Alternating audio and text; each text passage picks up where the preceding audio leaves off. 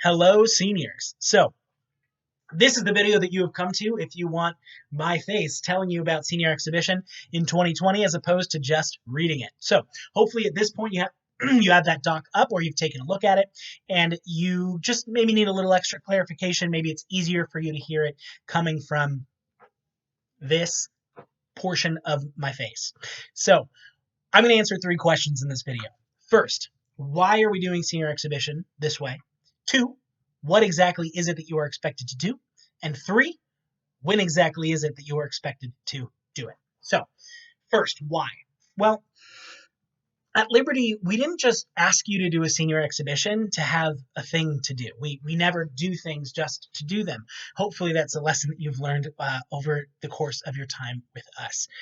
Senior exhibition is a really valuable way for you to practice, you know, all of the Esslers that you roll your eyes about every single time you hear, but that are really genuinely good character qualities that will help take you far in life. Say what you want, but being a self-directed learner was an important part of this process for you. You need to be able to effectively communicate with people as you get out of here. You had to be aware and conscious of your values as you made your decisions throughout this. You had to be a literate citizen, finding sources for you to emulate and use and help you create what you have created. So this is important, and that's why we're doing it.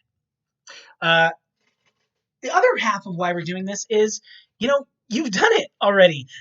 We don't want to take away the finish line from you. That sense of accomplishment that comes from the end of doing one last hard thing. Yes, senior exhibition itself was hard, and creating what you created, the paper, whatever your project was a challenge. But equally challenging is being able to communicate what you accomplished to someone else. And that is an important skill that is going to take you through your entire lives.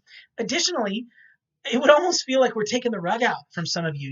You've done a lot of really great work, and we want to help you have an opportunity to show what you've done, to express that to, somebody else and be able to bring them into your journey. And that is really important. And that's the other reason why we're doing this. Okay, so what are we doing? Well, a teacher is going to look through a document with all of your names and projects on it, and they are going to choose you based on your project. If they know something about it, maybe they don't know anything about it, but they just want to work with you. Who knows? The teacher is going to choose you, and then maybe in the next week or two, contact you about setting up what you are going to do with them. And that what, item 2, is an interview. So rather than getting into a room and coughing all near each other, you are going to have a one-on-one meeting with another teacher through Zoom or whatever your preferred video app is, and you are going to, kind of like a job interview, have a discussion about your project, and it will be on you to share what you originally wanted to do, to provide evidence and proof that you completed it, and to discuss coherently and intelligently kind of the lessons that you learned from it, what your next steps are, and where you go from here. All of the questions that you will be asked, well, rather, all of the questions that your interview will center around are on a document that is shared with you, and you can take a look at those at any time. We want you to be able to prepare. However, there will still be an element of improvisation that you'll have to be ready for as well. Your judge, your interview teacher might have some follow-up questions, and that's totally fair to expect and totally fair for them to ask. So while it will center around these questions, there will be, additional questions that you'll need to be prepared to answer as well. Your teacher, interviewer, will be grading you based on a rubric that we've also shared with you that you have access to down at the bottom of that Google Classroom announcement. It's also linked in the Senior Exhibition 2020 doc. And you need to get at least a 3 to pass. It is a much shorter rubric. It is much truncated. And the reason for that is, a lot of the different aspects don't really apply anymore when we're talking about a Zoom meeting as opposed to an in-person meeting. Should you still dress up?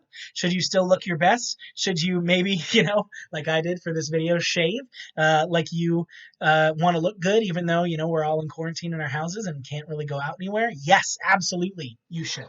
But, a lot of the other stuff just doesn't really apply. So I'm going to have a separate video that's going to explain the new expectations on that rubric. But for now, suffice it to say that that is how you will be graded. When is this going to happen? The interviews are going to happen the same week that senior exhibitions were originally scheduled to happen, which is the week of the 18th of May. That is the short week just before Memorial Day break starts. So that's Monday, May 18th through Thursday, May 21st. And that is, when you will have to be able to show that you have accomplished something challenging and be able to communicate that to another person. A skill, again, that you will be doing again and again and again in your adult life. Check out my other videos on the rubric and the assignment that you have coming up, and hopefully that helps explain it to you. If you have any other questions, get in touch with your senior exhibition teacher. But other than that, congratulations. Well done. One final hurdle awaits you. Thanks, guys. See you soon.